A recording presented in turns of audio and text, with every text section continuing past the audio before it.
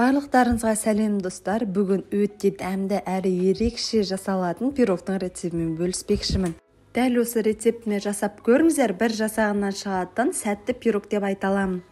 Каналымызға тіркеліп лайк басып қолдау көрсетуді ұмытпаңыздар. Комментарийге өз ойларыңызды жазыңыздар.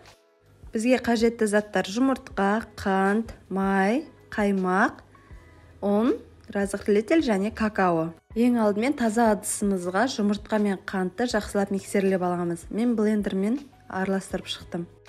Оның үстіне ерітілген май және де қаймақты қосамыз. Мен бұл жерді ұмытып кетіппін. Ең артынан қаймақты салып жібердім. Сіздер май мен қаймақты бірге салып араластырыңыздар. Келесі құрғақ ингредиенттерді: ұн, какао, қопсытқышты жақсылап араластырып аламыз. Оны жұмыртқалы массаның үстіне 3-ке бөліп отырып саламыз.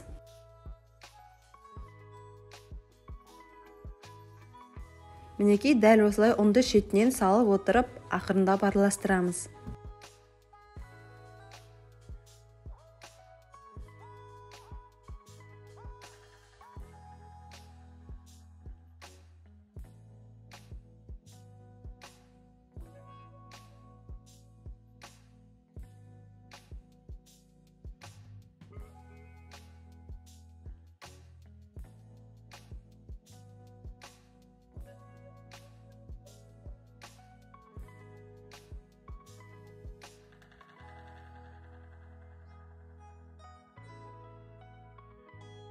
Жаңа айтқанымда мен 3 ас қасық қаймақты ұмытып кеткендіктен ең соңынан қостым.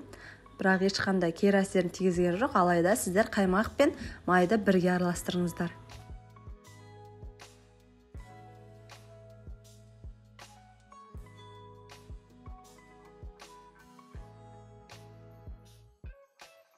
Мінекей біздің ең негізгі массамыз дайын болды.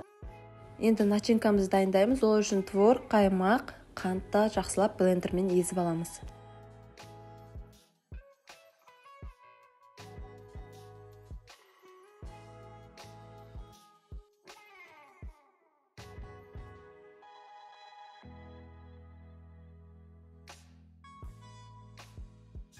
Біздің начинкамыз дайын. Енді осындай кондитерский мешокқа салып дайындап аламыз. Диаметрі 24 сантиметрлік формамызға ең бірінші жұмыртқалы массамызды салып, бетін тегістеп аламыз.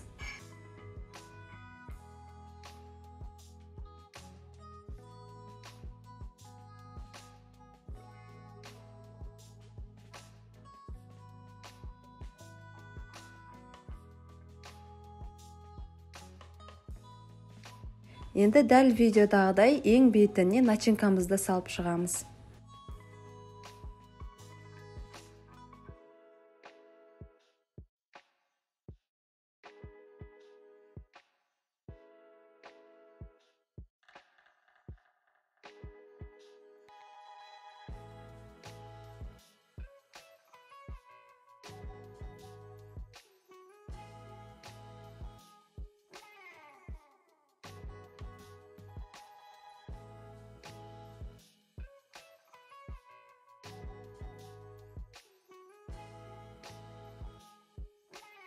Осы кезде духовкамызды алдын ала қыздырып қоюды ұмытпаймыз. 160 градуста 30-35 немесе 40 минут аралығында пісіріп аласыздар. Менде 40 минут аралығында пісіп шықты.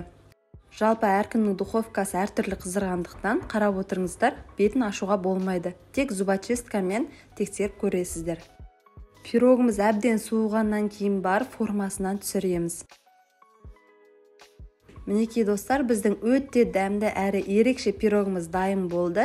Сіздер де жасап көріңіздер. Қазір сіздерге ортасын кесіп те көрсететін боламын. Творогты жақсы көретін адамдарға арналған ерекше пирог деп айта аламын. Ортасы барлығы піскен, өте жұмсақ болып шыққан.